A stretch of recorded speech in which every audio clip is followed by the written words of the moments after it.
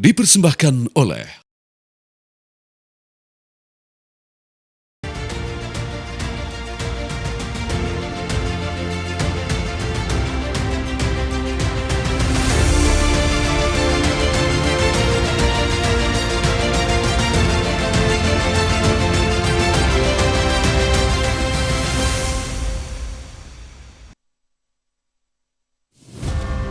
melakukan pencarian juga, jadi bukan saat ini saja. Kita sudah melakukan beberapa kali terkait kasus ini, dan kita masih mendalami terus keterangan para narapidana yang saat ini berada di lembaga pemasyarakatan. Siapa sebenarnya yang ketiga orang ini, supaya kita bisa melacak keberadaannya. Yang kabur ke Jakarta, jangan lupa Mbak, itu anaknya Mbak itu. Karena itu anaknya polisi Mbak. Yang tahu persis baju yang digunakan korban kan adalah dokter yang pertama kali memeriksa. Jadi kesaksian itu datangnya dari dokter di Rumah Sakit Gunung Jati yang pertama kali memeriksa ketika jenazah itu datang. Berulang kali ketika barang bukti itu dibuka, dokter itu menyebutkan antara visum itu dengan kaos yang diperlihatkan di persidangan kan ada tulisan yang sama. Itu berulang kali saya yang bertanya langsung. Jadi tidak ada robekan di kaos dan di bagian perut. Pokoknya kalau dibilang sekolah lagi juga bingung saya juga. Karena udah dicap itu ya. Udah dicap kayak gitu juga. Main-main juga kan banyak tangga-tangga yang ngomong kayak gini. Saya juga sebenarnya nggak peduli karena dia nggak ngerasain. Ini kan yang saya alamin. Egi adalah anak kandung kami yang mana menjadi korban daripada kelompok-kelompok yang kejam. Saya tidak diam. Saya terus berupaya dan bekerja sama dengan Reskrim. Peluklah mama, dari jauh udah manggil mama katanya. Itu suara anak saya diem aja gitu kan. Terus masuk, dia peluk. Mama maafin Vina, katanya Vina belum bisa maafin mama. Bilangnya gitu.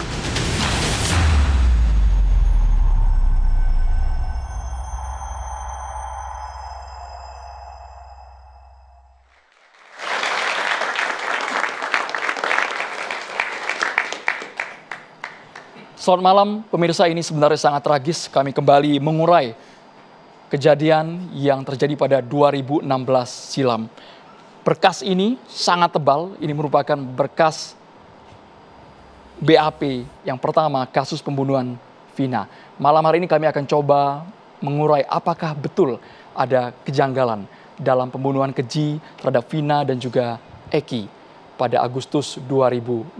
Kami menghadirkan seluruh pihak malam hari ini, baik itu keluarga, orang tua dari Vina, kemudian ada juga mantan terpidana kasus pembunuhan Vina yang baru-baru ini muncul dan mengklaim bahwa dirinya merupakan korban salah tangkap dari kepolisian. Kami tidak ingin spekulasi ini sangat liar di publik. Kita butuh juga pembicaraan yang memiliki bukti.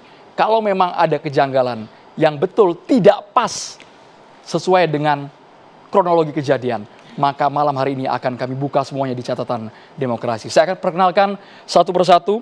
Selamat malam.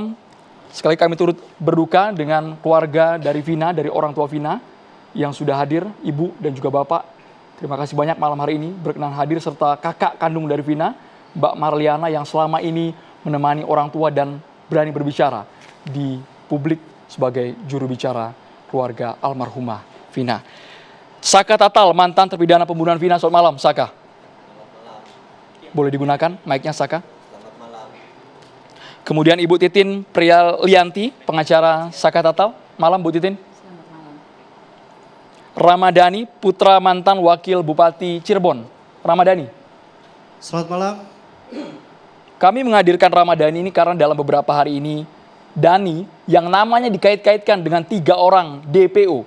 Ada Andi, ada Dani, dan juga Peggy alias Perong yang sedang diburu polisi. Dani malam hari ini akan berbicara belak-belakan.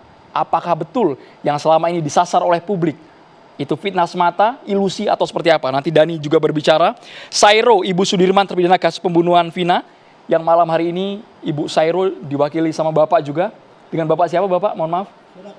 Bapak Suratno dan juga Ibu Sairo merupakan orang tua dari terpidana pembunuhan Vina. Karena Sudirman ini, pemirsa, divonis hukuman seumur hidup penjara. Kami juga menghadirkan ada praktisi hukum Fredrik Yunadi. Malam Bang Fredrik, bisa cek mic juga Bang kita Bang. Selamat malam. Bang Fredrik juga seperti membawa Direktori Putusan Mahkamah Agung Republik Indonesia. Ya, dan juga ada dalam Irjen hal Pol ini Purnawirawan kita coba Arianto mengungkap. Sutadi, penasihat Ahli Kapolri. Malam Pak Arianto. Selamat malam para pemirsa sekalian. Di tengah ada Ibu Wahyu Ciptaningsih, mantan Wakil Bupati Cirebon, yang anaknya disangkut pautkan dan juga dituduh ada anak mantan pejabat yang diduga terlibat. Nanti Ibu Ayu bisa bicara malam hari ini. Malam, Bu Ayu. Selamat malam. Serta Bang Johnson Panjaitan, praktisi hukum. Bang Johnson, Selamat malam, Adro. bawa Selamat bukti malam apa Bang semua. malam hari ini? Lengkap Bang ya? Ya, Ada. seperti biasanya catatan demokrasi kan saya harus membawa sesuatu supaya tidak ada fitnah dan malah memperumit persoalan, ya kan? Ini buktinya tadi kita sempat lihat sekilas, ada narasi dan juga foto-foto kejadian 2016 silam. Nanti dibuka ya Bang ya, ditunjukkan kepada pemirsa catatan demokrasi. Kami juga menghadirkan ada Ibu Putri Maya Rumanti yang merupakan pengacara keluarga almarhumah Vina. Malam, Iya, Bu Putri. selamat malam semuanya. Baik, saya langsung ke Ibu Titin. Bu Pitin, selama ini Saka berbicara bahwa ia merasa korban salah tangkap dari pihak kepolisian. Buktinya apa Bu? Agar ini tidak sekedar omon-omon belaka, harus ada bukti baru yang disertakan. Ibu Titin, bagaimana kejadiannya? Apa yang saya katakan ini berdasarkan fakta persidangan. Jadi, fakta persidangan yang terungkap pada tanggal 27 Agustus 2016, menurut saksi yang merupakan ayah korban, awalnya dia mendapatkan informasi anaknya kecelakaan dari Polsek Talun. Di persidangan, saksi menyatakan dia mengecek kondisi anaknya. Kemudian pada tanggal 29 Agustus 2016, saksi di persidangan mengatakan dia mendatangi Polsek Talun. Saksi melihat kondisi motor korban kecelakaan. Di persidangan, saksi menyatakan saat melihat kondisi motor yang masih utuh, sebagai polisi, insting saya mengatakan bukan kecelakaan, tapi pembunuhan. Di muka sidang saya sempat bertanya saat itu, saudara saksi, mengapa saksi meyakini ini bukan kecelakaan tetapi pembunuhan? Saat itu saksi menjawab, karena sebulan sebelumnya anak saya pernah berkonflik. Jawabannya seperti itu. Kemudian selanjutnya saksi menyatakan setelah itu pada tanggal 31 berdasarkan kecurigaan yang dia miliki, pada tanggal 31 Agustus 2016 saksi menelusuri TKP yang pernah ditemukannya kedua korban itu. Ke arah kanan, ke arah kiri 500 meter, ke arah kanan 500 meter. Ke arah kiri 500 meter sampailah di depan SMP 11. Di sebuah warung kopi, saksi menyatakan bertemu dengan Dede dan Aep. Dari BAP yang saya baca, Dede dan Aep itu alamatnya satu warga Bekasi, satu warga Gunung Jati. Di persidangan, saksi menyatakan ketika bertemu dengan Dede dan Aep, saksi memperlihatkan foto motor anaknya. Saksi menanyakan apakah melihat motor ini dikejar atau ada keributan. Kemudian Dede dan Aep menyatakan melihat. Saksi menyatakan kalau misalnya paham ciri-cirinya atau melihat yang mengejarnya itu terlihat, hubungi saya. Di persidangan saksi menyatakan ia menyimpan nomor handphonenya kepada Dede dan Aep. Saksi bertemu Dede dan Aep pukul 14. Kemudian pada pukul 17 di hari yang sama, saksi dalam persidangan menyatakan menerima telepon dari Dede dan Aep dan mengatakan, Pak, orang yang mengejar motor Bapak sedang berkumpul di depan SMP 11. Mendengar informasi itu di muka persidangan, saksi menyatakan membawa anggotanya dan menangkap 7 atau 8 orang yang ada di situ. Termasuk anak Saka Tatal yang saat itu berada di situ ingin mengantarkan motor kepada pamannya. Bisa kita dengarkan Bu sebentar ke Saka Tatal apa yang terjadi saat di TKP Saka Tatal? Bisa cerita seingat Saka Tatal kejadian 8 tahun lalu. Pas penangkapan. Pas penangkapan saya baru bangun tidur sore, main ke rumah nenek saya. Ada adiknya si Eka Sandi. Eka Sandi itu paman saya yang di dalam. Minta mengantar isi bensin. Awalnya saya tidak mau. Tapi saya, sekalian mau main bola juga. Ya udah saya mau. Habis itu saya ngisi bensin. Selesai ngisi bensin, motornya pun minta dikasihin ke Eka Sandi. Eka Sandi berada di SMP 11. Pas saya mau ngasihin, golongan Eka Sandi yang lainnya udah ditangkap. Saya nyamperin situ.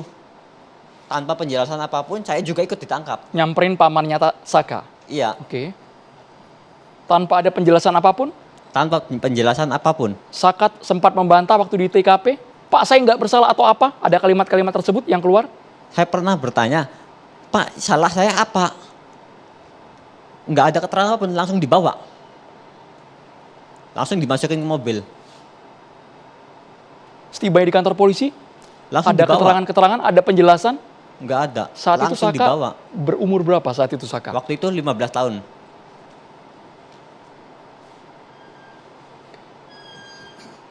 Tapi sampai akhirnya divonis 8 tahun, remisi 3 tahun 8 bulan, mendekam di penjara? Hukuman 8 tahun, menjalani saya 3 tahun 8 bulan karena ada potongan remisi dan ikut program. Saka, sebenarnya kami miris mendengar ini, kalau memang Saka tidak bersalah sama sekali, kenapa Saka mau menerima hukuman itu? Kenapa Saka mau sampai dijebloskan ke penjara? Karena terpaksa, saya waktu ditangkap saya dipukulin sama polisi. Diinjak-injak, disiksa, disetrum. Walaupun saya dikasih makan kayak binatang, dilempar nasi ke lantai. Nasi itu acak-acakan di lantai, suruh dimakan, kalau nggak dimakan dipukulin lagi. Yang melakukannya siapa Saka? Polisi, Polresta Cirebon. Dan sampai suruh minum air kencing, yang 1 liter yang botol gede tuh. Suruh minum semuanya yang ada di situ. Termasuk saya dan teman-teman saya juga. Dan ada 1 orang saya nggak kenal, Ripaldi, saya nggak kenal sama sekali. Dari 8 orang ini, 1 pun nggak ada yang kenal? 1 yang nggak kenal. Rivaldi? Yang lainnya kenal, karena 1 kampung. Tapi ya yang lainnya ada yang mengaku? Yang lainnya ada yang mengaku melakukan tindakan itu? Penganiayaan, pemerkosaan kepada almarhumah Vina. Ada yang mengaku, yang lainnya? Ya kalau itu saya nggak tahu, karena saya kan posisi waktu di malam kejadian ada di rumah. Saya juga ada saksi.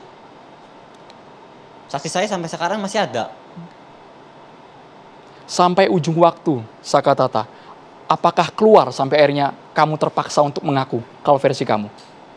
Saya mengaku karena udah nggak kuat tahanan tubuh orang juga dipukulin sama orangnya.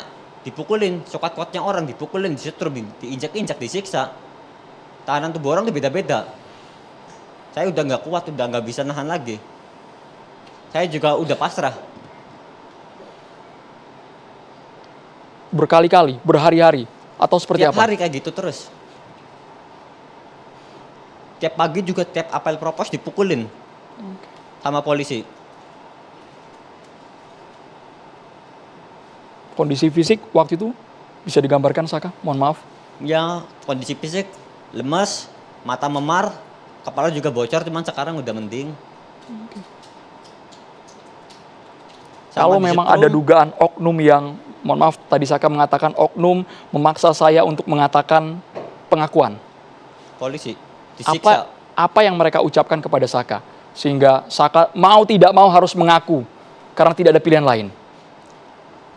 Karena gimana, saya juga dipukulin sama polisi, udah nggak kuat lagi. Udah nggak bisa nahan pukulan polisi lagi, udah nggak sanggup. Jadi saya terpaksa. Karena pengakuan Saka ini sangat mengejutkan setelah 8 tahun silam, Saka. Setelah 8 tahun silam akhirnya keluar ucapan seperti ini, karena yang kami ingat di Direktori Putusan Mahkamah Agung Republik Indonesia ada yang menjelaskan nama Saka Tatal diduga terlibat.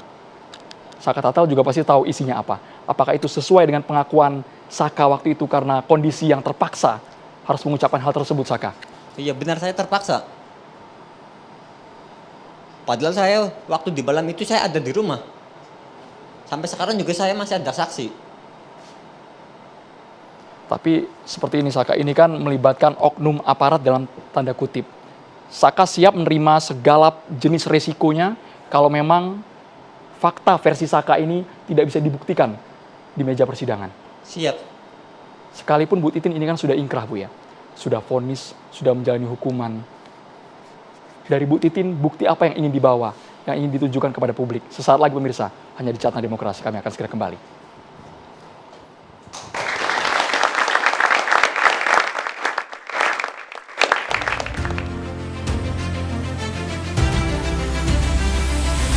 Apakah Anda sering merasakan nyeri di bagian leher dan pinggang? Waspadalah, kerja membungkuk, nyeri tulang belakang, nyeri di leher, sering pusing, dan penyebab sakit yang luar biasa. Waspadalah saraf terjepit. Jika dibiarkan akan semakin parah. Mulai dari sakit kepala, impotensi, stroke, hingga kematian. Dr. Pillow dapat digunakan di bagian leher yang bermanfaat untuk merelaksasi syaraf dan otot yang kaku penyebab sakit. 7 khasiat Dr. Pillow: mencegah dan membantu penyembuhan syaraf terjepit, membantu regenerasi tulang rawan di pinggang dan leher, menghilangkan pegal otot di pinggang dan leher, melancarkan peredaran darah di pinggang dan leher, meningkatkan suplai oksigen dan nutrisi ke otak, meningkatkan koordinasi syaraf tulang belakang, dan meningkatkan hormon endorfin. Dr. Pillow, solusi bantal terapi terbaik. Itu 8 tahun silam.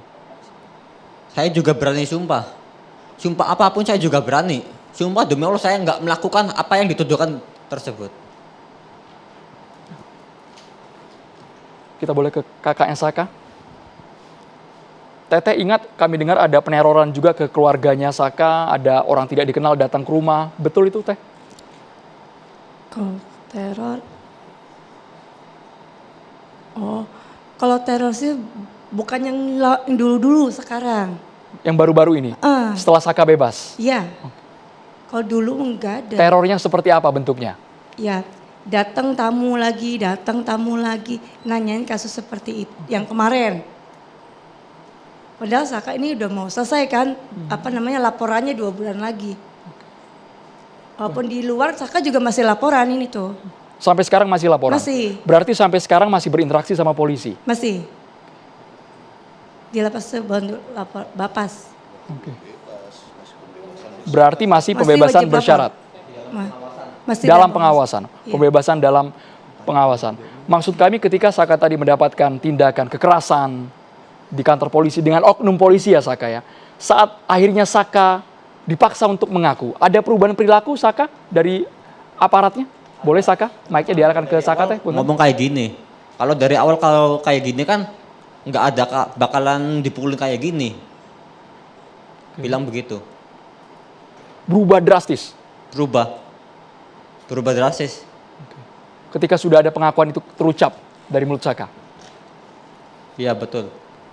Tapi sejujurnya Saka, setelah bebas dengan pengawasan saat ini Saka, apa yang mendorong Saka untuk berani berbicara ke publik, ke media, bahwa fakta yang diyakini oleh Saka seperti itu?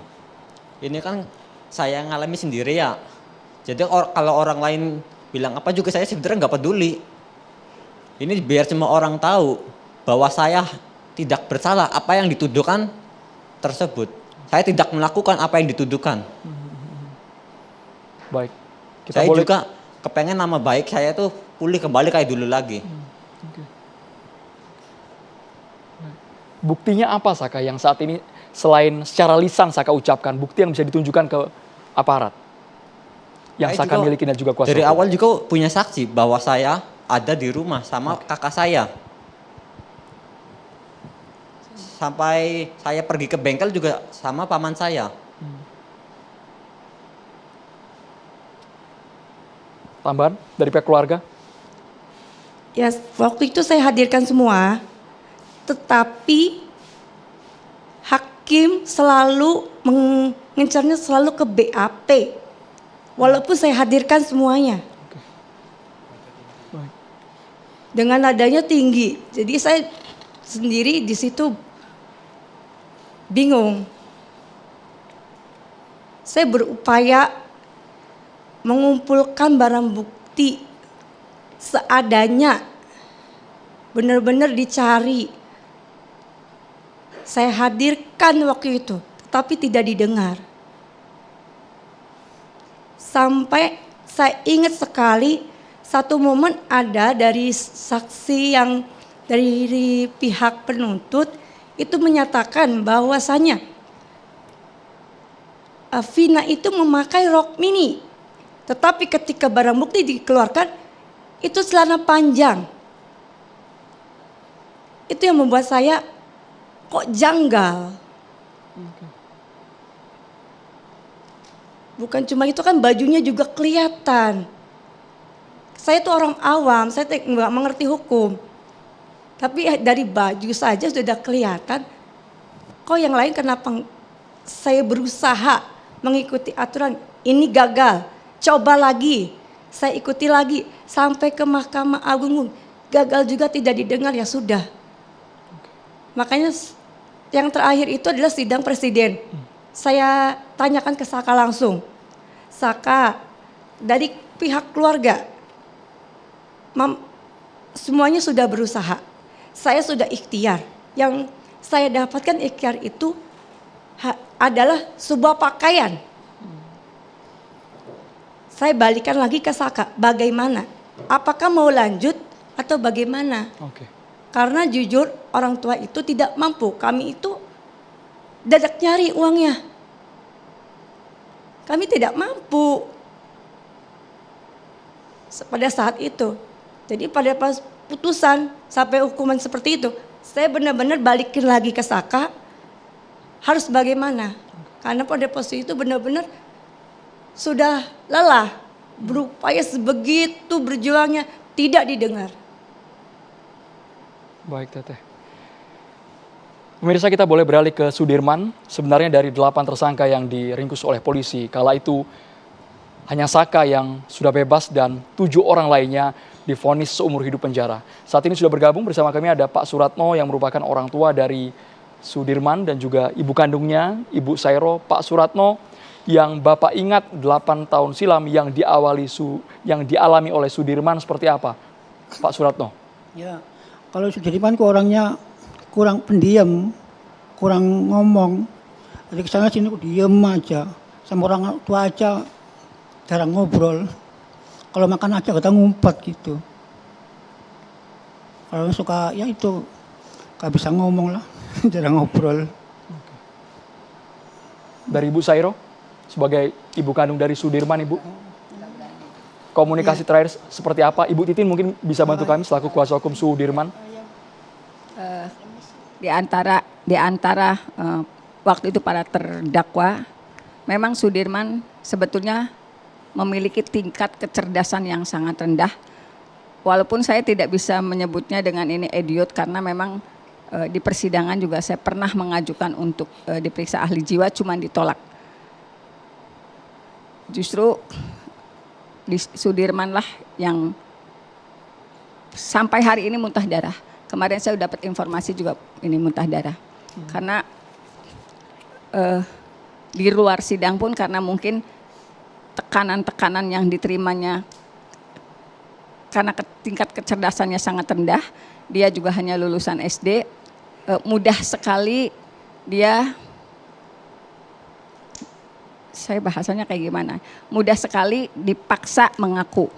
pada akhirnya pengakuan itulah yang mengakibatkan dia tidak saja pada akhirnya dibully oleh teman-teman yang 8 orang itu.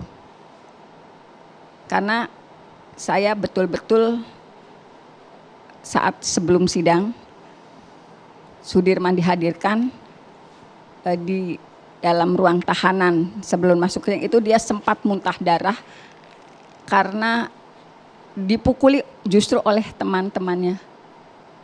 Jadi itu saya bicara di luar sidang karena memang saya sebelum ini kan melihat dulu kondisinya.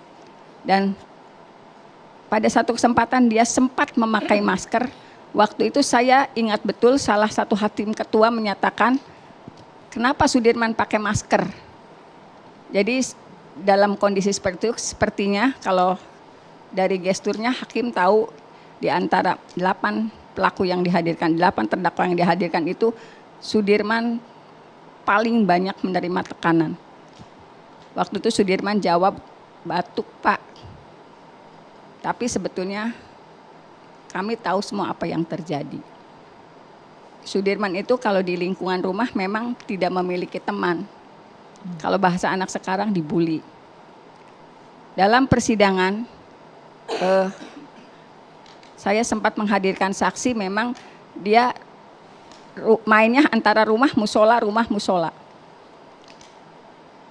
Saya mendapat informasi kemarin juga Sudirman masuk ruang perawatan lagi. Cuman hari Senin kemarin saya tidak sempat nengok karena memang katanya dalam kondisi sakit. Saya dapat informasi dari teman yang pengacara yang menengok ke sana pada hari Senin. Dari penjelasan Ibu Titin artinya apakah tidak ada sangkut paut sama sekali antara nama Sudirman dengan kejadian 2016 silam Bu terhadap Vina? Saya menghadirkan saksi di persidangan bahwa pada malam kejadian itu Sudirman sedang berada di musola kemudian ada di rumah. Jadi saksi-saksi alibi yang dihadirkan itu memang tidak ada yang diterima dalam persidangan. Baik Ibu Titin, kita boleh langsung ke kuasa hukum dari keluarganya Vina, kuasa hukum almarhumah Vina. Mbak Putri melihat kasus yang terus berkembang saat ini, bahkan penelusuran terhadap 3 DPO masih terus diinvestigasi oleh pihak polisi. Fakta baru, Saka mengaku ia bukan bagian dari tersangka. Mbak Putri. Iya, memang ini luar biasa mengagetkan ya Mas ya. Kalau memang dari Saka sendiri mengatakan dia tidak melakukan perbuatan tersebut, saya justru semakin bingung kenapa 8 tahun baru mengakui sekarang Saka. Itu. Karena 8 tahun ini bukan waktu yang sebentar. Kenapa kamu harus bersedia menahan diri? Apakah di persidangan kamu tidak mengatakan kepada majelis hakim, saya dipaksa Pak untuk mengakui? Karena banyak tekanan. Saya dipukulin, dari polisi juga banyak tekanan. Jarak mic-nya boleh Saka, lebih mendekat ke mulut. Kenapa Saka? Banyak tekanan dari polisi, saya dipukulin ke polisi. Oke, kamu kan dipukulinya di kantor polisi toh? Iya. Saat kamu dilimpahkan kejaksaan, apa kamu dipukuli lagi? Udah jarang. Jarang. Nah waktu Ibu Titin, waktu di persidangan, apakah saya tidak suka diinterogasi seperti itu. Mbak kan nggak tahu suasana persidangan seperti apa. Mbak cuma bisa berteori hari ini. Saya yang paling tahu apa yang ada di dalam sidang. Saya bertanya Bu, Enggak. justru saya bertanya saya kenapa tidak mau baru 8 tahun Ibu baru muncul ke permukaan karena film ini tayang. Karena Mbak nggak pernah tahu apa yang sudah saya lakukan. Justru saya bertanya, karena Ibu sebagai kuasa hukumnya, jangan Ibu menggiring opini 8 tahun Bu. Ini institusi Bu. Mas, sejak awal saya menyatakan kalau saya dihadapkan pada pengacara yang tidak tahu ada di dalam sidang, untuk apa saya bicara kayak pepesan kosong. Dia nggak ngerti apa-apa, apa sih yang terjadi di dalam sidang. Saya yang menjelaskan atau saya yang keluar? Semua saksi sudah dihadirkan di sidang. Ibu Titin tetap di tempat, kami menahan Ibu Titin karena secara etika kami mengundang Ibu Titin agar Ibu Titin mendapatkan porsi yang adil, porsi yang seimbang di meja catatan demokrasi. Kalau memang apa yang diucapkan oleh Ibu Putri tidak sesuai, Ibu Titin bisa langsung membantahnya di sini. Karena Ibu Titin yang mengalami 8 tahun silam, yang ingat betul kejadiannya. Ibu Titin, sekarang kita kasih waktu ke Ibu Titin. Mbak Putri ditahan dulu. Bu Titin, silakan diklarifikasi semuanya. Dengar Mbak, saya ngomong dengan Mbak. Dalam persidangan, Mbak paham apa bunyi tuntutan? Mbak paham apa hasil visum? Mbak paham apa hasil otopsi? Nggak usah nantangin saya kayak gitu. Saya yang berada dalam sidang. Saya yang paham apa yang terjadi dalam sidang. Dia yang tahu bagaimana Saka diperlakukan ketika dalam sidang. Sekarang gini, dengar dulu. Dengar. Saya mau ngomong dulu. Atau saya yang keluar. Kita habiskan ke Ibu Titin. Kita habiskan, Bu. Kami kasih Anda durasi. Bu Titin, silakan. Fakta yang terungkap di persidangan, bunyi tuntutan itu adalah Saudara Muhammad korban meninggal karena tusukan benda tajam di bagian dada kiri dan pendek, samurai pendek. Fakta yang terungkap di persidangan, kaos yang digunakan korban dan itu berada di kamar jenazah oleh dokter diyakini itu kaos yang digunakan. Dan saya berulang kali nanya, saudara saksi, apakah betul pakaian itu yang digunakan ketika korban pertama kali datang? Ya, betul. Kaos itu dibuka di muka persidangan. Tidak ada tusukan di dada maupun di bawah perut. Kaos itu utuh. Padahal kaos itu sudah dimakamkan, dikubur bersama jenazahnya. Dari hasil visum, dijelaskan saya harus buka. Dijelaskan pada intinya ada satu kalimat, bukan karena tusukan. Dari hasil otopsi, meninggalnya akibat patahan tulang tengkorak belakang. Untuk lengkapnya saya punya hasil visumnya. Karena ini 8 tahun saya jaga ini. Dari berkas yang ada cuma ini yang selamat, yang lainnya kerembesan air. Jadi kalau saya berbicara dengan orang yang enggak mengerti sidang, saya capek.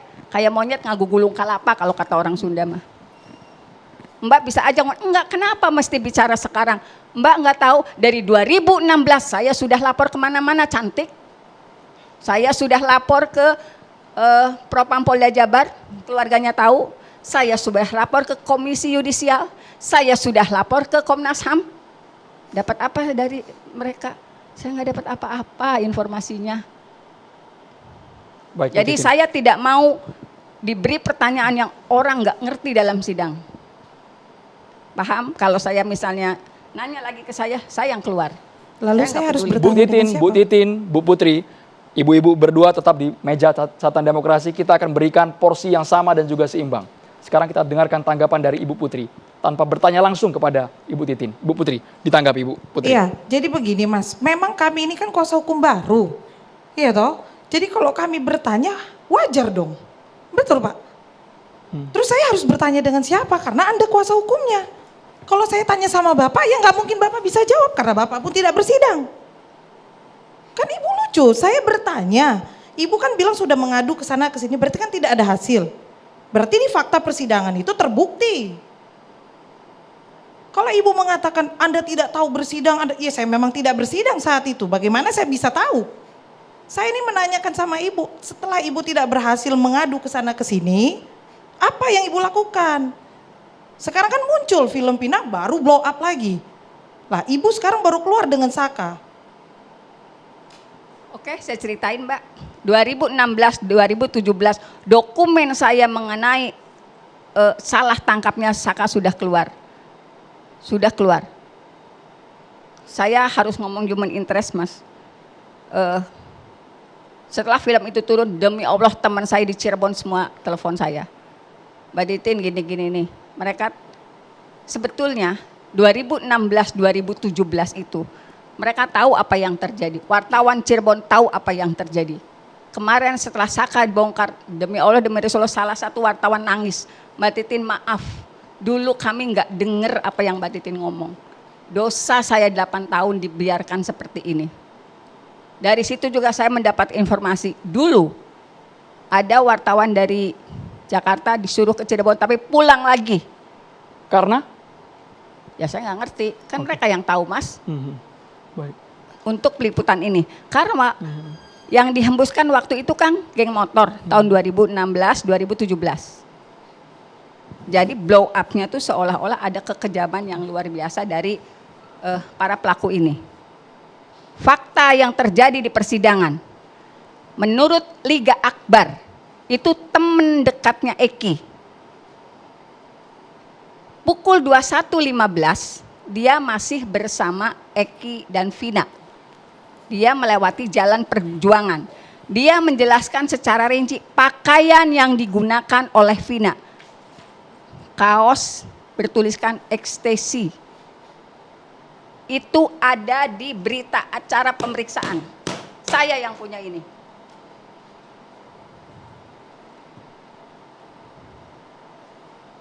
Baik. Ibu Titin, Ibu Putri, kita harus jeda terlebih dahulu. Kita akan dengarkan juga pandangan para praktisi hukum yang hadir di meja catatan demokrasi. Dan kami juga ingin dengar suara dari Ibu Ayu yang merasa tertuduh selama beberapa hari ini anaknya disangkut pautkan dengan salah satu nama dari 3 DPO yang masih buron hingga saat ini. Tetaplah bersama kami di Catatan Demokrasi pemirsa.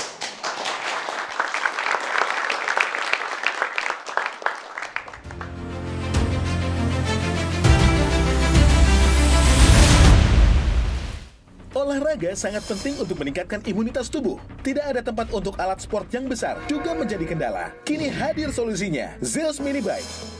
Berolahraga dengan Zeus Mini Bike memiliki banyak manfaat, diantaranya melatih atau mengaktifkan kardio atau jantung, melatih otot kaki dan tangan, melancarkan metabolisme tubuh, membuang racun atau detoks dengan berkeringat, melancarkan peredaran darah, meningkatkan kebugaran dan imunitas, meningkatkan hormon endorfin dan mood yang baik. Zeus Mini Bike sangat direkomendasikan bagi orang lanjut usia, orang yang sedang sakit, atau yang mengalami stroke karena sudah banyak digunakan di klinik-klinik fisioterapi yang berfungsi menjaga kesehatan jantung dan membantu melatih otot-otot, serta membantu mempercepat penyembuhan bagi yang sakit dan tetap bugar bagi usia lanjut. Rasakan manfaat kesehatan dan berolahraga setiap saat dengan Zeus Mini Bike.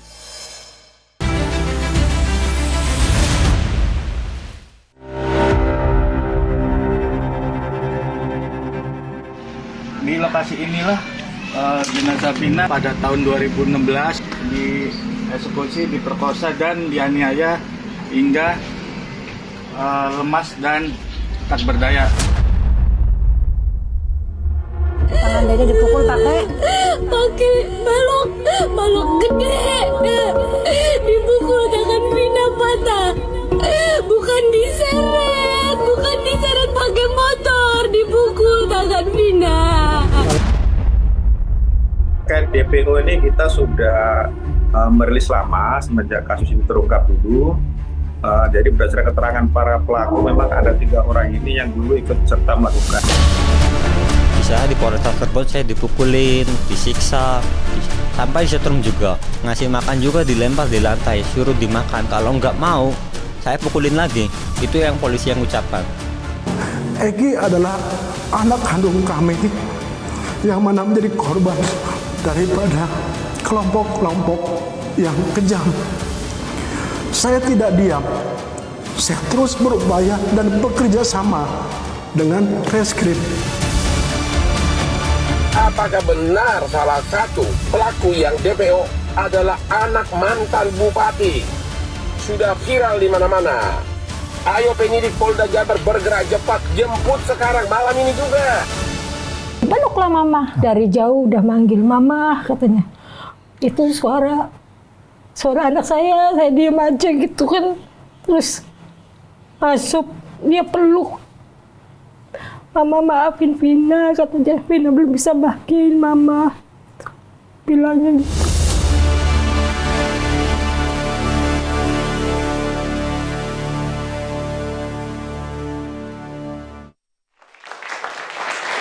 Saya boleh ke Ibu Ayu, Wahyu Ciptaningsih selaku mantan Wakil Bupati Cirebon dan juga Dani. Dani ini namanya masuk dalam 3 orang karena Andi, Dani sama Peggy alias Peron, tapi dikait-kaitkan bukan Dani yang ini. Sebenarnya apa, nama jalannya? putra saya ini Ramadhani Purwadisastra. Dan panggilannya ini Rama, bukan Dani sebenarnya. Dan kebetulan anak saya ini memang kelahiran tahun 2004. Ya.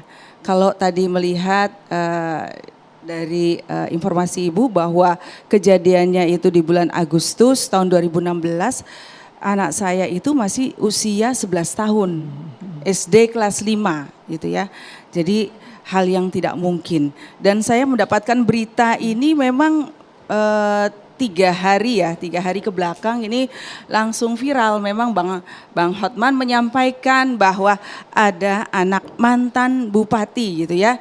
Tapi ini saya menyikapinya bahwa cuma memang jadi netizen banyak sekali ya, seperti bola liar ya. Jadi tertuju opini ini penggiringan kepada anak saya gitu. Dan ada lagi yang menyampaikan bahwa saya ingin melamporkan balik, nah, itu pencemaran nama baik. Itu tuh sesungguhnya tidak ada seperti itu. Karena saya tidak memberikan kuasa kepada siapapun untuk melaporkan Bang Hotman Paris, karena memang tidak menyebutkan nama di situ. Hanya disampaikan anak mantan bupati. Kalau bicara anak mantan bupati ya banyak ya, saya pikir seperti itu. Tidak ada penjelasan soal periode berapa, tidak ada seperti itu. Tidak ada seperti itu ya. Dan saya ingin bahwa situasi dan kondisi di wilayah Kabupaten Cirebon ini supaya aman, kondusif, walaupun situasinya ini ada penggiringan opini yang tidak berdasar kepada putra saya ya, seperti itu. Meskipun Ibu Ayu juga sempat cross check mungkin di lapangan, sempat mencari tahu juga kejadian pada 2016 silam.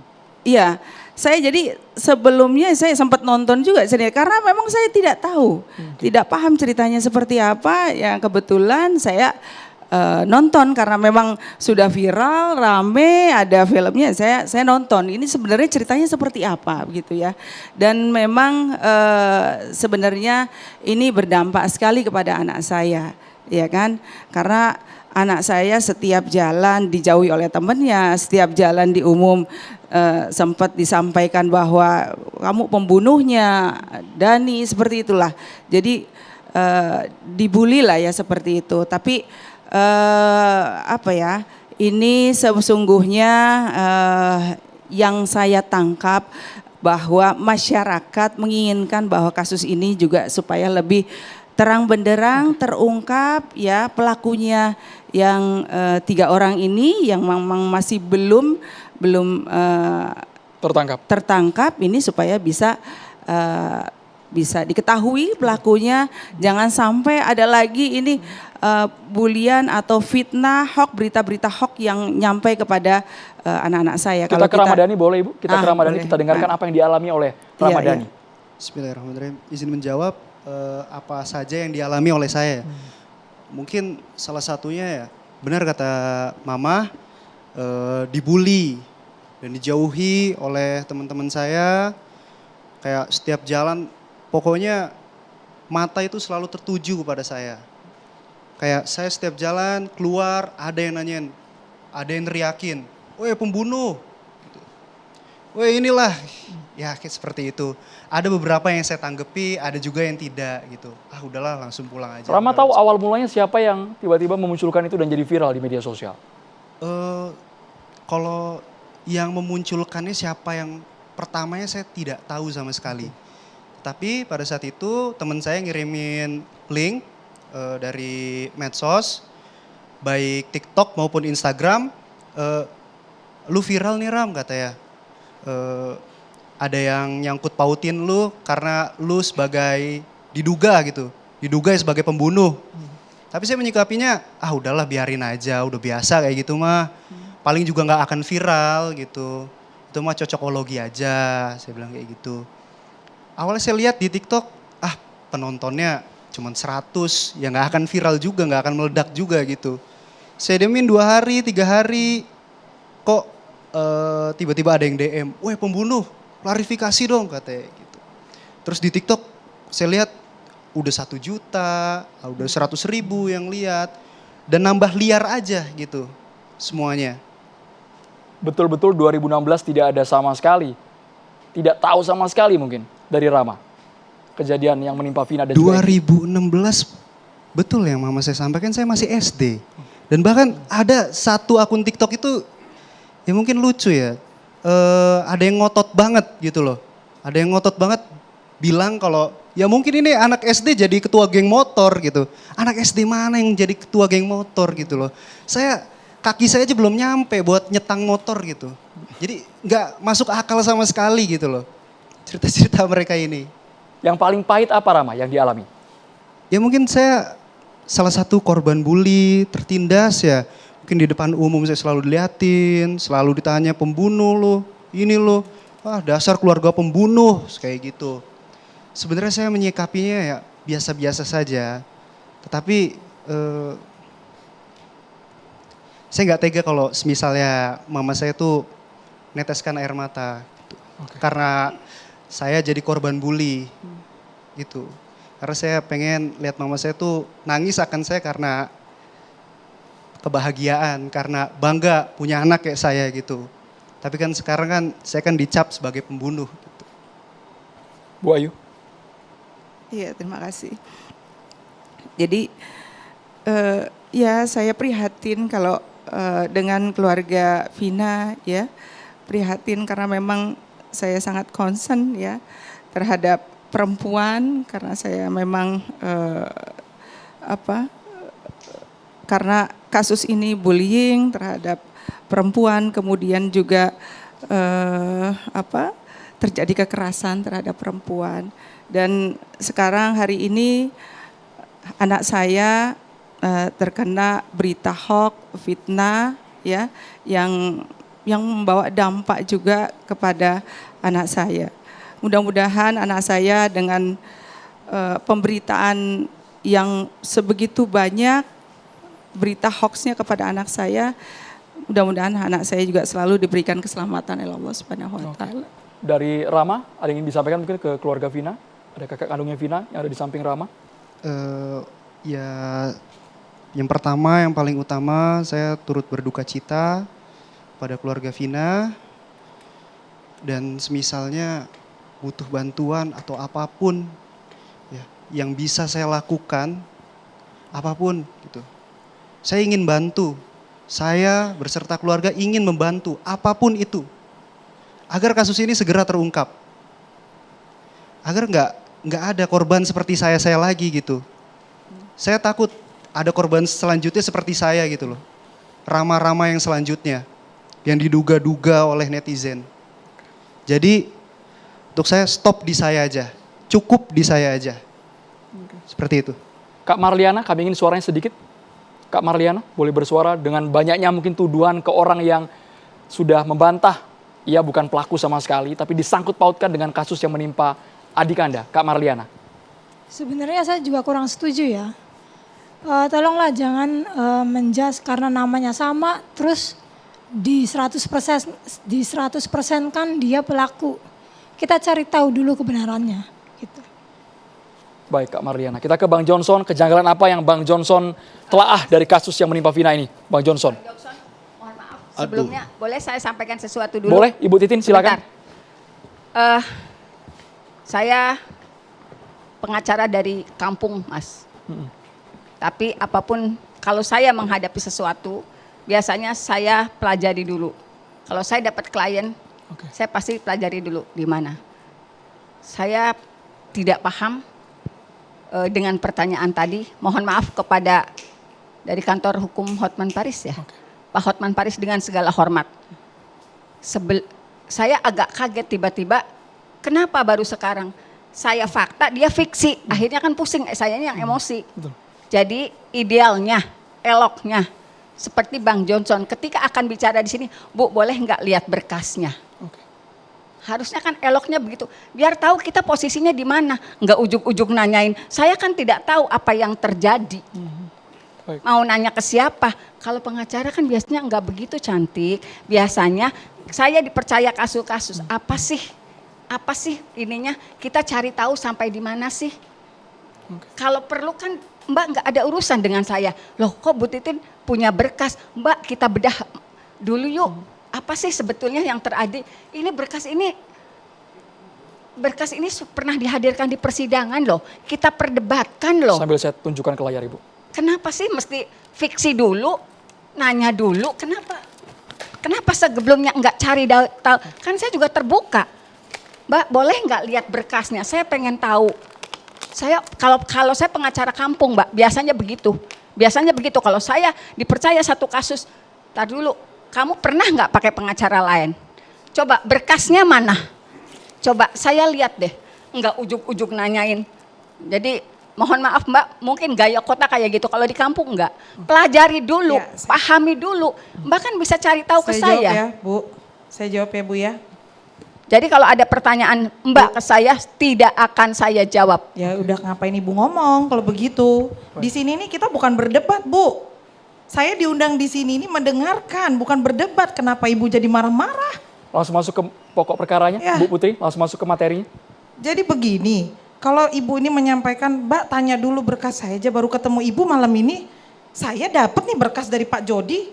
Dapat saya berkas, saya pelajari baru hari ini. Kalau Ibu bilang saya, tanya dulu Mbak, mana ada waktu kita mau membaca segitu banyak berkas. Saya kesini datang tuh bertanya Bu, bukan marah. Jangan Ibu tanggapi marah, karena kami ini pengacara baru. Gak ada beda Bu, pengacara kampung sama pengacara kota sama Bu. Ilmunya pun sama, sekolahnya pun sama. Jadi Ibu jangan merasa kayak kami datang bertanya, bukan menyalahkan. Justru kami bertanya Bu, sekian tahun, 8 tahun, upaya-upaya Ibu kenapa baru mencuat sekarang? Kami juga mencari berita-berita di 2016, tidak ada berita Ibu kami lihat. Adanya berita lain, berita pembunuhan. Begitu. Jadi kita jangan ngebahas kalau saya pengacara kampung, itu bukan konteks permasalahannya. Kita ini bahas ada statement dari klien Ibu yang menyatakan dia tidak bersalah. 8 tahun dia menutupi ini, itu konteksnya Bu. Tapi berkas-berkas Ibu Putri juga sudah pelajari, sudah baca secara seksama. Saya di sini justru membaca Mas. Di sini ada, saya membandingkan dari berkas BAP ini dengan hasil otopsi, itu hampir sama. Sementara BAP dulu baru keluar otopsi. Bagaimana saya bisa percaya perkataan dia sebagai mantan narapidana adik ini? Saya tidak menyalahkan dia, maksud saya kami ini bertanya karena kami juga mempelajari ini berkas. BAP ini baru kami dapat tadi Bu. Tim saya yang bawa dari Bandung, begitu. Saya juga pasti akan minta dengan Ibu, Bu kami nanti minta berkas itu kami pelajari. Mari sama-sama kita bedah, kalau memang ini kesalahan institusi Polri kita bongkar Bu. Begitu. Tujuannya satu, kita sama-sama untuk mengungkap kasus ini agar terang benderang. Bang Johnson, Pak Arianto, dan juga Bang Fredrik belum bicara. Sesaat lagi pemirsa, hanya di Catatan Demokrasi. Kami segera kembali.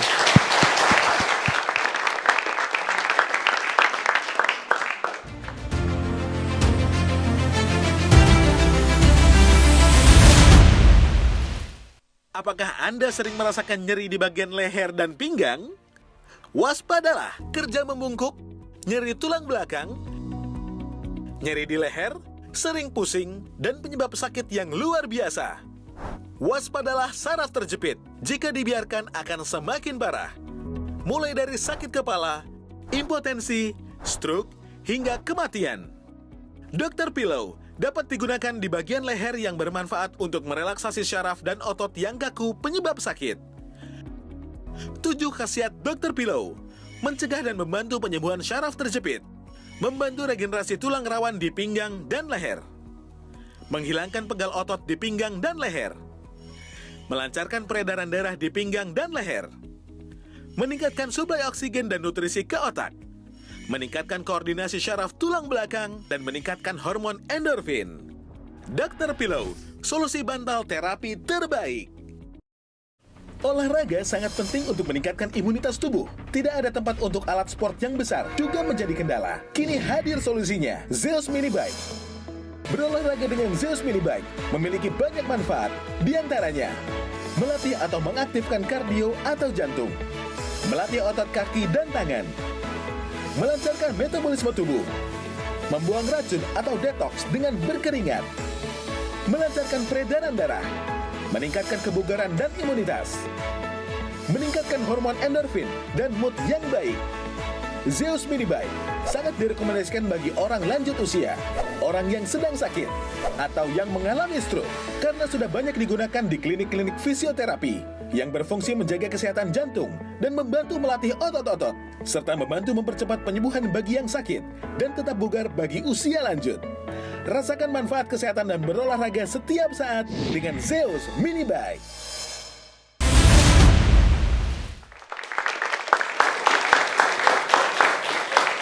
Kita langsung ke Bang Johnson mendengar penjelasan Saka tadi antara BAP mungkin yang dibawa dan hasil dari persidangan sampai akhirnya dibebaskan Saka. Berbanding terbalik, kontraproduktif. Bang Johnson melihatnya seperti apa Bang kasus ini Bang? Aduh, yang pertama saya jadi sedih, benar, saya sedih benar jadinya. Pertama tentu saya dengan kesedihan saya menyatakan rasa sedih saya dan bela sungkawa saya kepada keluarga Vina dan keluarga Eki dengan segala rasa hormat saya. Saya sedih betul dengar ini, ya. Kita nggak boleh larut dalam kesedihan karena waktu berjalan dan kita harus terus bergerak. Nah, tapi saya harus hati-hati. Kenapa? Karena ini persoalan sudah dimunculkan di 3 dunia. Dunia nyata, dunia maya, dan dunia goib. Dan semua ini mengundang persepsi banyak orang. Dan saya jadi sedih, saya takut kalau saya nggak hati-hati, korbannya makin banyak. Bukan hanya anak dari seorang ibu, bukan hanya anak-anak Cirebon, di seluruh Indonesia ini bully ini persoalan. Saya sedih banget. Korban salah sasaran maksudnya Bang? Iya, bully juga, salah sasaran juga. Dan ya ada indikasi, ya saya kalau mau ngomong terus terang, ya agak bahasa Cirebon sedikit, justice delay, justice denied. Keadilan yang terlambat adalah ketidakadilan. Tapi kalau saya lihat ini diskusinya, kok saya mencium ada indikasi proses penegakan hukum yang sesat. Yang sudah banyak keterlanjuran gitu ya. Nah, jadi saya harus hati-hati. Tapi saya mau sebagai orang yang punya profesi sebagai pengacara, kebetulan saya juga pengawas dari Indonesia Police Watch begitu, tapi saya kira nanti ada bapak-bapak di sini yang juga akan bisa membantu mencerahkan kita supaya kita tidak tersesat pada informasi perkembangan 3 dunia yang membuat kita makin nggak karu-karuan menurut saya. Ya. Tentu kalau profesi saya begitu, saya mau masuk pada dunia nyata.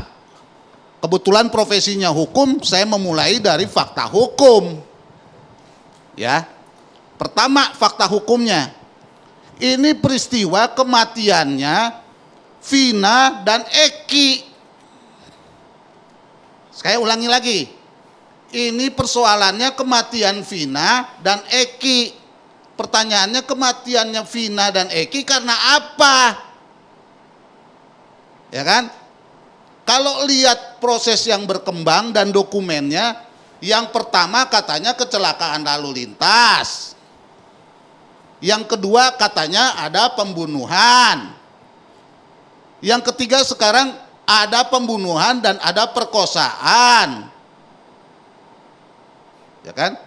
Tapi muncul lagi persoalan-persoalan baru. Ya, selain ada 3 dunia sekarang, karena ini mau pilkada juga, jadi masuk lagi soal politik. Ini yang menurut saya kita harus hati-hati di sini. Jangan sampai saya juga ikut memperkeruh keadaan, bukannya malah membantu. Ya, maksudnya TV One juga begitu, karena concernnya TV One kan sebenarnya mau melawan bully. Kami ingin semuanya transparan Bang Johnson. Kami ingin semuanya transparan Bang. Perempuan dan anak sebagaimana undang-undang yang baru yang sekarang dikeluarkan, ya kan, dengan pendekatan keadilan yang baru, ya, bukan malah memperkeruh keadaan, begitu ya. Nah, kalau kita masuknya dari situ, ya, pertanyaannya sekarang ini adalah bagaimana proses itu berkembang.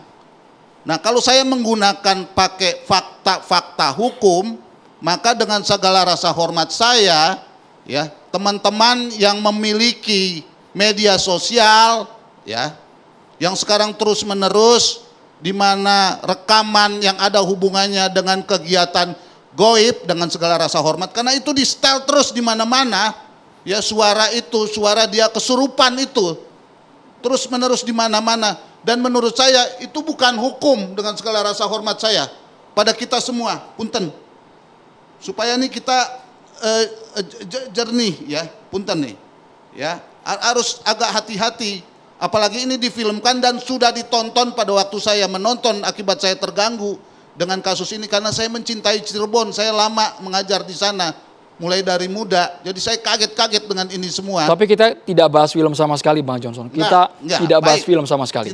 Tidak bahas film sama sekali dan tidak bahas medsos. Makanya saya bilang saya masuk main di fakta saja, ya. Nah, persoalannya adalah ini kasus kecelakaan lalu lintas, kasus pembunuhan, atau kasus pembunuhan dan perkosaan. Kalau dilihat persoalannya ini, awalnya ini kasus kecelakaan lalu lintas yang ditangani oleh Polsek. Nah, yang nangani TKP pertama pasti Polsek. Nah, bagaimana ini penanganannya kasus ini? Nah, itu yang saya tidak begitu jelas dan saya harus hati-hati. Kemudian kasus ini berkembang, kalau lihat penjelasannya Ibu Titin tadi, ya, kasus ini bergeser ke Polres. Kemudian Polres menangani ini. Berkasnya dibuat. Tapi kalau lihat dakwaannya, nah saya ngomong dakwaan ini. Ya. Karena kan hasil penyelidikan dan penyidikan ini kan menghasilkan BAP yang Ibu Titin pegang. Nah, supaya sampai ke sidang kan diperiksa dulu oleh jaksanya setelah polisinya melakukan pemeriksaan, ya kan? Baru kalau itu diterima. Mic-nya boleh sambil lurus, Bang, supaya jelas. Jaksanya bikin dakwaan dan berkas itu dilimpahkan ke pengadilan. Jadi dasarnya sidang adalah dakwaan. Dasarnya dakwaan adalah berkas perkara. Ya, ini saya harus pegang itu supaya kita berdebatnya juga atau menjelaskannya juga berdasarkan fakta. Ya. Nah, dari Polsek kecelakaan lalu lintas, ke Polres mulai soal pembunuhan, ya. Nah, ini ada yang kalau polisi kan selalu ngomongnya scientific criminal investigation. Pertanyaannya apakah itu sudah dilakukan dengan benar atau tidak? Karena pertanyaan mendasarnya, Vina dan Eki ini matinya karena apa? Itu harus jelas. Dan yang bisa mengungkap ini ahlinya melalui polisi, meminta bantuan ahlinya dan petugas yang memang berwenang melakukan ini semua. Nah, ini juga jadi problem menurut saya.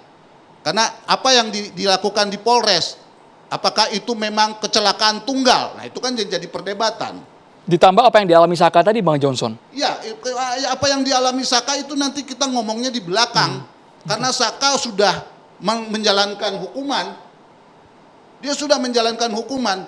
Sementara hukum kita bilang, apapun peristiwa pengadilan, pengadilan harus dianggap benar. Loh, pengadilannya bisa nggak benar kalau berkasnya juga nggak benar dari awal. Baik. Bang Fedrik, pengadilan bisa nggak benar kalau berkasnya nggak benar dari awal. Bang Fedrik, komentar dulu. Ya, menurut saya itu berkelebihan ya. Karena suatu putusan pengadilan yang sudah inkrah, tiada sesuatu upaya apapun yang bisa dilakukan itu inkrah. Kecuali melakukan PK masih bisa. Sedangkan yang sekarang saya mendengar, saya membaca berkas-berkas ini, yang jelas satu, bahwa putusan ini sudah inkrah. Sudah ada pengakuannya Saka dalam persidangan yang menurut catatan-catatan yang ada di berkas, yang dalam putusan pengadilan. pengakuannya Saka melakukan pemukulan dan sebagainya. Apapun dia mengatakan bahwa dia dalam keadaan dipaksa atau diancam, tapi ini sudah diperiksa oleh hakim. Taruhannya nyawa tadi, sampai disetrum, dianiaya. Ya itu kan katanya. Sebentar dulu Pak Freddy, ya kan? Kita kan tahu semua bahwa pernah terjadi Sengkon dan Karta, Pak. Dan Saka masih punya hak untuk mengajukan PK, Pak. Jadi Bapak juga jangan terlampau cepat Betul mengatakan Pak, itu. saya kan bilang upaya yang dilakukan, silakan lakukan PK untuk membela di status dia yang sebagai terpidana. Kan begitu kan Pak? Tetapi bagaimanapun dia PK, tidak akan bisa merubah kasus yang sudah diputus. Karena ada 7 terdakwa yang terpidana yang sedang menjalani hukuman seumur hidup. Kan? Itu baru Bapak berdiskusi soal Saka. Kalau misalkan nanti ditemukan yang 3, ternyata yang 3 itu bercerita dan fakta-faktanya lebih buruk dari apa yang dijelaskan Saka, bagaimana Pak Freddy bisa menjamin itu? Ya silakan, dalam hal ini adalah tugasnya polisi untuk mencari 3 orang yang menurut pengakuannya belum ketahuan identitas yang benar. Iya, Kan kalau- polisi sudah melakukan Kalau PDPU kan kalau begitu cara kan, berpikir Pak? Bapak begitu, ini kan persoalannya bukan cuma polisi. Kan berkas perkara pidana ini atas asas kematian Vina dan Eki ini kan ke polisi, ke jaksa, ke pengadilan, terus ke film, terus ke dunia gaib, terus ke TV One, terus kemana lagi, kemana lagi. Jadi nggak bisa Pak, Bapak hanya mengatakan normatif saja. Karena buktinya rakyat semua menuntut keadilan sekarang atas apa yang sudah terjadi sekarang ini. Bang Hendrik. Nggak bisa begitu menurut saya. Ya. Nggak bisa pendekatannya normatif Pak. Betul. Nggak bisa Pak. Keadilan Ini itu udah bisa bahaya, dapatkan betul, itu berdasarkan hukum, Pak. Kita ini negara hukum. Bukan berarti dalam hal kita bisa dalam hal ini mendiskreditkan Polri atau mendiskreditkan hakim. Ini kan suatu kejadian yang sudah terjadi. Upaya hukumnya PK. Lah silakan dalam hal ini sebagai pengacaranya daripada si Saka itu melakukan upaya hukum yang lebih tinggi kan gitu. Kalau PK-nya misalkan kandas Pak, ya berarti mau nggak mau kita harus terima kan. Pak begitu, Freddy Pak. jangan terlampau cepat seolah-olah saya bicara di sini dalam rangka mendiskreditkan Pak. Jangan begitu karena rakyat menuntut keadilan bukan dalam rangka mendiskreditkan polisi, mendiskreditkan keluarga ini, mendiskreditkan Saka, mendiskreditkan. Jangan salah. Nggak ada niat kami begitu. Justru ini harus diungkap. Apakah putusan ingkrah bisa diungkap lagi, Pak? Menurut saya, jangan begitulah. Ini kan demokrasi dan ingat, hukum itu sekarang ini jadi alat politik juga. Jadi harus hati-hati kita, harus hati-hati Pak, menurut saya. Bang Fredrik. Hukum itu kan memang alat daripada politikus, Pak. Dari zaman Roma sampai sekarang itu tetap sama, Pak. Tidak mungkin bisa hukum di atas politikus, Pak. Di dunia manapun, hukum itu adalah alat daripada politikus. Dan satu hal, Pak, marilah kita mengajarin rakyat kita ini menghormatin hukum. Kita mencari keadilan tapi kita tidak menabrak hukum. Silakan melalui upaya hukum yang benar. Ya. Itulah yang kami harapkan. Nah, Bapak bicara kayak begitu kan? Nah, harusnya kan kalau menegakkan hukum itu dengan cara-cara yang benar, dengan standar-standar yang benar. Kalau misalkan berkasnya itu hasil penyiksaan bukan cuma salah tangkap. Hasilnya adalah proses-proses SOP-nya tidak dijalankan secara benar. Bagaimana itu bisa kita terima? Itu ada soal prosedur, ada soal etika, ada soal moral, ada soal integritas dari aparat penegak hukum sendiri yang sekarang banyak dipertanyakan oleh masyarakat. Kasus ini juga dipersoalkan oleh rakyat. Karena rakyat bertanya-tanya bagaimana. Misalnya, ini saya kasih lihat ya. Semua ini saya kira menuntut untuk dicari DPO-nya. Nah sementara polisi dari awal DPO-nya siapa? Dalam konteks apa? Apakah perkara perkosaan, perkara lalu lintas, perkara pembunuhan, atau perkara dalam film, atau perkara yang mana? Ayo. Sementara polisi kita dukung untuk menjalankan konstitusi. Jadi persoalannya begini, penegakan hukum ini semua kan dalam rangka menegakkan kebenaran demi kemanusiaan dan keadilan kan. Ternyata ini bukan hanya keadilan untuk Vina dan Eki, tapi juga untuk kita semua, terutama juga masyarakat di Cirebon. Saya sepakat Pak, dalam hal ini adalah kita mencari keadilan. Yang dalam hal ini saya yang melihat, itu adalah bahwa kita jangan menabrak hukum. Apapun Pak, pengakuan daripada saudara Saka yang mengatakan disiksa, Pak. Kan dia sewajarnya itu, atau dia sudah lakukan, saya tidak tahu karena saya tidak ikut dalam sidang. Dia harus mengajukan kepada hakim. Dia mencabut berita acaranya, kemudian hakim pasti akan melakukan pemeriksaan saksi verbalisan, Pak. Penyidik akan dipanggil, itu akan dibongkar. Tetapi dalam catatan yang putusannya, Pak, dia mengaku semuanya, Pak. Bagaimana kita bisa mendalilkan daripada pengakuan sepihak? Bu Titin singkat, saudara Bu Titin Saka, singkat Pak. sebelum kita closing.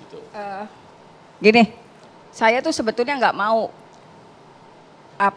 berdebat, tapi kita sama-sama baca ini. Kalau masalah DPO dan sebagainya, kalau aja siapapun yang punya kepentingan yang sama, yuk Pak, kalau misalnya saya tuh sangat dekat dengan kepolisian, Pak. Saya sangat dekat dengan kepolisian. 1988 sampai 2013 saya sangat dekat.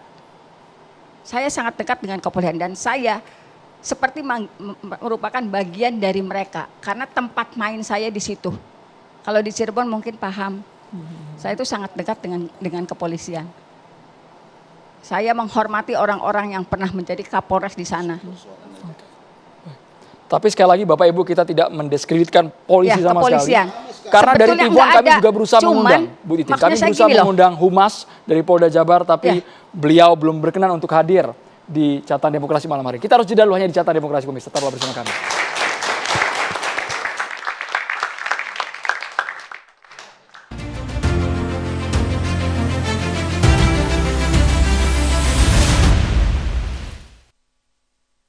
Olahraga sangat penting untuk meningkatkan imunitas tubuh. Tidak ada tempat untuk alat sport yang besar juga menjadi kendala. Kini hadir solusinya, Zeus Mini Bike.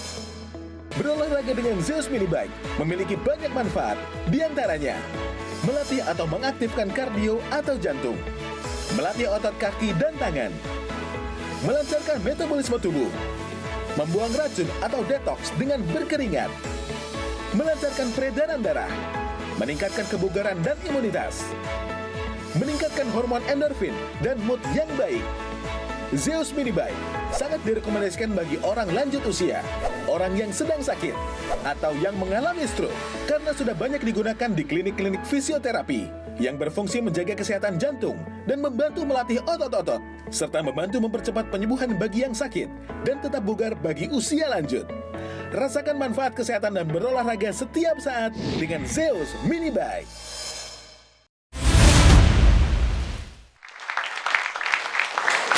Pak Arianto Sutadi, apa yang bisa Anda lihat dari kejadian yang mungkin ada indikasi kejanggalan ini, Pak? Baik, terima kasih. Kesempatan ini saya ingin sampaikan untuk memberikan kepada masyarakat semua ya, yang menurut saya kasihan sekali dengan masyarakat Indonesia saat ini. Ribut gara-gara berita. Awalnya adalah karena adanya wafatnya Mbak Vina sama Eki. Setiap ada kasus meninggal gitu, maka itu menjadi tugas daripada polisi untuk mengusut kira-kira apa yang terjadi dari pembunuhan itu. Itu satu. Yang kedua, apabila terjadi kasus seperti ini, pasti nanti timbul sengketa antara pihak yang memperjuangkan hak daripada korban dan pihak yang memperjuangkan pelaku yang dituduh yang tidak salah kemudian dijadikan tersangka. Pasti akan terjadi konflik. Jadi tugas polisi itu di mana-mana selalu menangani konflik ya. Dan apapun yang dikerjakan polisi pasti dia akan dihujat oleh yang merasa haknya dilanggar. Jarang polisi dapat apresiasi kalau berhasil. Makanya kodrat daripada polisi itu harus nggak sakit hati kalau dibully. Ya memang dia kodratnya hidup hanya untuk dibully tiap hari. Itu yang terjadi. Nah sekarang saya ingin masuk pada persoalan. Begitu ada orang meninggal, tugas polisi adalah melakukan di bagian daripada KUHP itu, KUHAP, melakukan penyidikan. Artinya apa? Membuat terangnya perkara. Penyidikan adalah mencari informasi, keterangan, saksi, petunjuk, barang bukti, dan keterangan dari terdakwa ya. Keterangan terdakwa sebagai barang bukti yang sah. Setelah polisi mengumpulkan barang bukti dan saksi-saksi itu tadi, dia diramu dalam berkas perkara. Kemudian berkas perkara diserahkan kepada jaksa. Di sini ada saringan, polisi nggak bisa curang. Karena sebelum dibawa ke pengadilan sana, jaksa meneliti dulu ini memenuhi syarat enggak untuk dijadikan bahan penuntutan di persidangan. Habis itu, sampai di persidangan, hakim meneliti semua. Dengan teliti memanggil semua saksi-saksi yang masuk ke situ.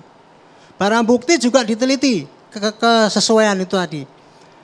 Kemudian satu yang saya ingin jelaskan tadi ya, yang namanya keterangan terdakwa yang sebagai barang bukti itu adalah yang disampaikan di persidangan.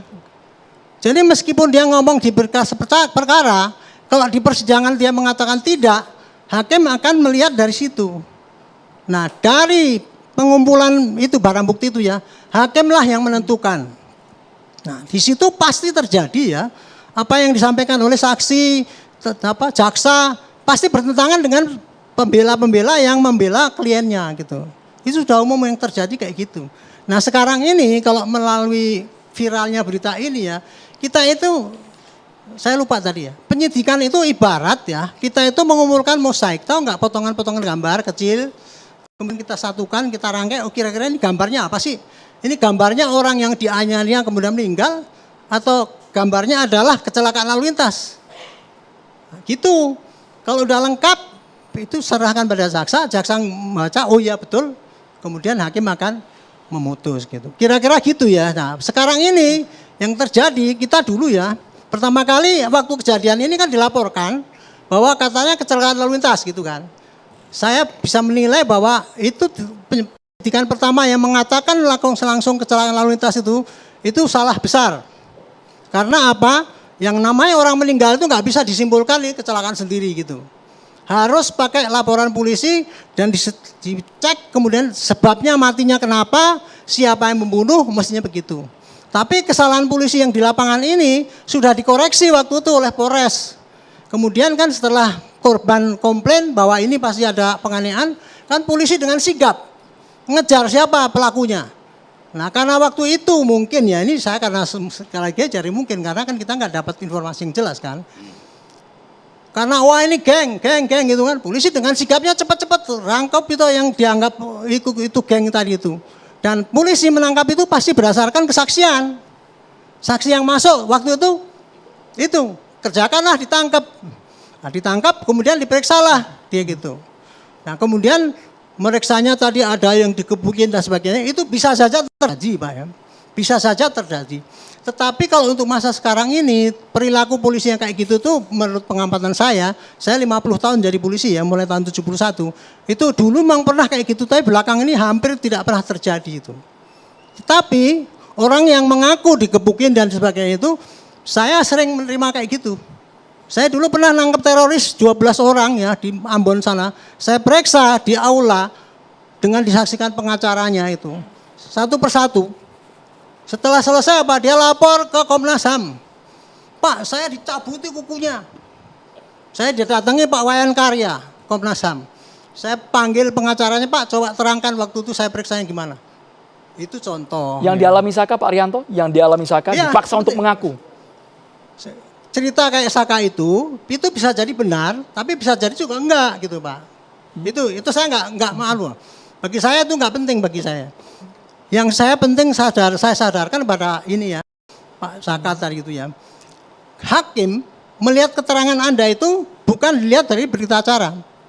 Tapi apa yang Anda sampaikan pada saat di sidang itu. Nah, saya kembali lagi ya. Jadi kesalahan polisi pertama kali mengatakan bahwa itu suatu kecelakaan, itu sudah dikoreksi dengan sudah menangkapi yang 7 orang itu. Tangkapi, kemudian diperiksa, kemudian dan ternyata oleh hakim dihukum. Berarti tugas dari aparat polisi waktu itu sudah dianggap sudah tuntas. Karena tugas polisi itu cuma menyidik. Menyidik kemudian serahkan pada jaksa. Kalau jaksa menganggap itu sebagai lengkap, tugas polisi selesai waktu itu. Tinggal jaksa. Nah, sekarang kemudian pada hakim kan meriksa. Hakim sudah memvonis. Inkrah. Itu sudah selesai. Nah, sekarang muncul 3 orang ini, gitu kan. Bahwa itu DPO gitu, Pak. Bagi saya, ini bukan hal yang rumit. DPO itu sebagai informasi baru. bahwa ada tersangka yang lain ternyata itu yang dulu kelewatan. Polisi yang tugas pokoknya adalah memberikan penjelasan pada rakyat semua apa yang terjadi, wajib dia melakukan penyidikan lagi. Nah kemarin begitu dia dapat informasi, oh ini 3 orang itu ya, cepat-cepat polisi melakukan action.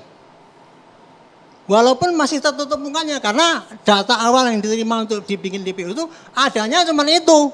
Coba bayangkan kalau sudah dikasih gitu polisi masih nggak keluarkan DPO, apa nggak polisi dihujat? Polisi apa ini menilep perkara yang dulu gitu. Jadi kemarin tuh udah bikin DPO. Nah sekarang ini ya tugas polisi adalah memberikan kejelasan kepada rakyat mengenai perkara ini. Oke. Saya kasih saran pada yang bersangkutan ini ya. Tolong jangan termakan dengan isu menganggap dirinya paling benar. Tetapi kalau Anda tadi yang merasa tidak berbuat kemudian divonis oleh hakim, karena putusannya itu sudah inkrah, maka upaya yang Anda bisa lakukan adalah untuk salah vonisnya itu Anda bisa mengajukan PK, karena sudah inkrah. Untuk Anda yang digebukin itu Anda bisa bikin laporan lagi. Yes. Pak Rianto, bisa. Saya mau tanya. Bentar, nanti kalau saya selesai. Untuk yang digebukin tadi, Saka. ya, Saka Tatal. siapapun yang merasa dirugikan, bikin laporan baru. Polisi pasti akan memberikan penyelidikan. Yang 3 orang itu tadi diperdalam lagi. Polisi pasti akan ngejar sampai ketemu. Nah kita ya, polisi harus terima kasih nih dengan adanya viral ini. Karena apa? Pasti rakyat di lapangan akan membantu mencari 3 orang itu.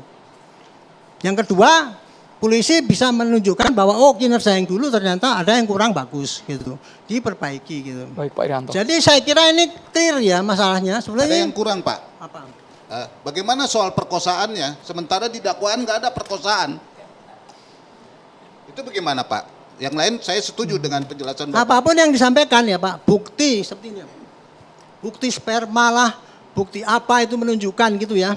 Bahwa itu terjadi perkosaan ya. Oh saya mundur dikit.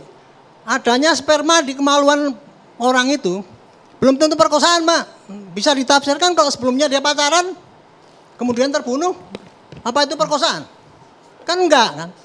Kalau bukti cuma sepotong-sepotong itu Pak, nggak bisa untuk menyimpulkan. Ya. Makanya itu tadi ya, bukti-bukti visum dan sebagainya yang tidak cocok itu tadi, itu sudah diteliti oleh hakim di lapangan waktu menyidangkan kasus itu Pak. Bu Titin singkat. Terima kasih. Sebenarnya gini, kalau saja saya pengennya duduk bareng. Oke. Duduk bareng artinya kita bahas, Bapak, kalau Bapak baca berkas ini, Bapak nggak akan ngomong seperti itu Pak, serius Pak. Enggak, Bu. Saya tetap pada pendapat saya ya. Persidangan yang sudah selesai itu Bu, tugas polisi selesai menyerahkan perkara itu kepada jaksa. Titik, selesai. Jaksa sudah mendakwa dan hakim sudah memvonis, itu pekerjaan jaksa sudah selesai. Kalau ibu kurang terima, naik ke PK gitu. Tapi kalau ibu kurang terima dengan tersangkanya yang diperlakukan yang waktu itu belum masuk di dalam persidangan itu, ibu bikin LP baru. Pasti polisi akan menindaklanjuti. Nah kalau gara-gara itu semua sekarang semuanya jadi viral dan tidak mengikuti hukum terus rakyat menuntut keadilan, bagaimana Pak Rianto? Ini karena ini kenyataan ini yang terjadi nih. Ya mengajukan PK. Itu gini Pak. Upaya hukumnya. Hukumnya nggak menjawab. Upaya PK. Pak Johnson, lupa ya. Bapak kan pengacara ya. Tugas polisi itu cuma di penyidikan Pak. Tidak bisa menegakkan keadilan Pak. Tidak gunakan bisa mic, boleh Bang Johnson gunakan mic. Yang tidak bisa menegakkan keadilan dan kemanusiaan dong Pak Arianto. Ya tidak bisa polisi sendiri Pak. Ini Bapak jangan memprovokasi bahwa polisi itu nggak bisa menegakkan keadilan. Polisi itu di dalam hal kayak gini ini penyidikan tok. Tugas polisi adalah melakukan penyidikan secara adil. Itulah tugas polisi gitu. Jadi nggak bisa dia terdampakkan polisi menegakkan keadilan. Apa itu? Itu nggak bisa dikanukan. Tapi kalau polisi sudah melakukan penyidikan dengan baik, gitu ya, tidak salah, itu namanya polisi yang bisa menegakkan keadilan. Jika sesuai prosedur Pak Rianto ya? Ya sesuai prosedur. Tapi kalau ada kesalahan prosedur, bisa digugat. Investigasi ulang. Mbak Putri, singkat. Tidak bisa investigasi ulang Oke. Pak. Dalam hal ini hanya bisa upaya terakhir hanya Upaya PK. PK. Pak. Iya. Jadi kesimpulannya gini Pak, untuk kasus yang lama itu Pak sudah tuntas, hanya satu-satunya adalah PK. Oke. Untuk kasus yang baru mengejar 3 3 DPO itu dulu digebukin dan sebagainya. Silahkan bikin laporan baru, kemudian supaya dibuktikan. Pasti itu bisa. Sekarang poin ini sudah diulang Pak Arianto. Saya Kita ke Mbak Putri. Mbak Putri, silakan Mbak. Pak Ini Arianto terakhir yang ya, berpendapat. komentar ya. Jadi saya sangat setuju pendapat-pendapat para senior ini.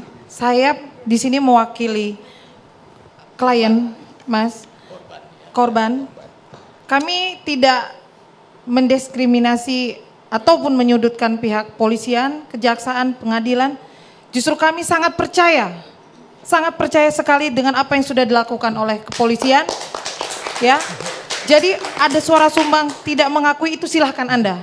Tapi hari ini kami mencari keadilan. Ya, kami mencari keadilan Pak. Kami tidak mau mendengar ini saya tidak salah, itu sudah selesai. Sekarang kita ke depan, kita bersama-sama cari pelaku ini yang belum tertangkap. Karena inilah yang kita tuju, bukan yang lain-lain. Gitu. Kalau yang lain, perihal Saka tidak, itu silahkan ibu berjuang sendiri. Karena kami di sini datang untuk mencari keadilan, membantu keluarga almarhum untuk mendapatkan keadilan. Ini bukan 3 tapi 4 Pak. Ya, ini 4. Maksud Anda 4 DPO bukan 3 DPO? Yang tertuang di dalam BAP itu ada 4 orang, tapi yang dijadikan DPO hanya 3 orang. Satunya kemana Ibu Putri? Nah ini yang jadi pertanyaan, ini tidak masuk ke dalam pokok perkara tadi, kita tidak sempat bahas lagi. Jadi pada intinya saya menyampaikan kepada Kepolisian Republik Indonesia, kepada Bapak Kapolri, ya, saya mewakili keluarga almarhum Vina. Di sini ada orang tuanya yang selalu setiap hari menangis ketika mengingat terus apa yang terjadi dengan anaknya. Jadi kami di sini tidak mau disalahkan, disudutkan, kami tidak, bukan pelakunya. Kami tidak mau dengar itu. Kami hanya mau bagaimana institusi Polri, kejaksaan, pengadilan dan juga masyarakat Indonesia mendukung kami mencari keadilan. Itu saja. Baik. Terima kasih. Dari Saka, terakhir Saka, ada yang ingin diucapkan Saka? Saya tambahin satu. Dari Saka, tidak mau komentar sama sekali? Udah malas semuanya. Baik. Tapi sejujurnya kami terima kasih mengucapkan kepada semua pihak yang hadir malam hari ini di Catatan Demokrasi.